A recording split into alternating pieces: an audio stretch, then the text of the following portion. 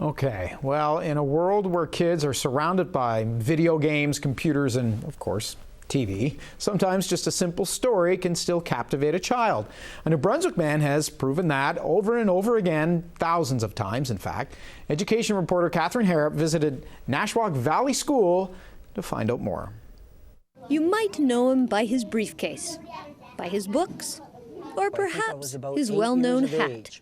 We used to sing, "Campfires burning, campfires burning, looky yonder, looky yonder." Peter Clark has been telling New Brunswick stories forever. Well, maybe not forever, but it seems that way. You see, we've been doing stories on Peter Clark since 1995. Down there. Writer Peter Clark is at the Fredericton Market promoting his latest book of New Brunswick folk legends.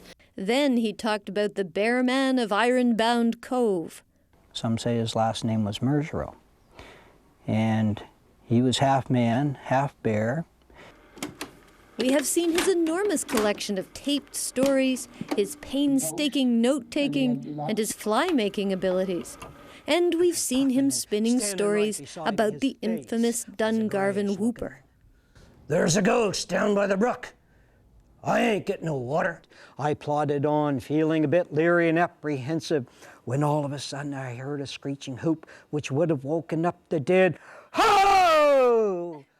It must be the devil himself. My 8 books later, here he is, still weaving New Brunswick stories and folklore, this time for children at Nashwauk Valley School. My favorite part was the story, that story. Which story? The whatever that's called. I like the part when the thing touched him and you were like, who? Is it really? And Peter Clark says he's reached a milestone. He estimates he has passed the 50,000 student mark in his school speaking travels. And no one is going to challenge that. He still gets a thrill when someone tells him he's made a difference in one of their lives. The librarian in Blackville told me, she said, when you left the school, she said one of the boys in middle school never ever picked up a book in the library, and when you left, came and got the book called Woods, Streams, Ghosts, and Hangings. Peter D. Clark says he's going to keep visiting schools as long as he can, delivering stories, listening to new authors. Swiss, swinging, ha ha hi, so scary.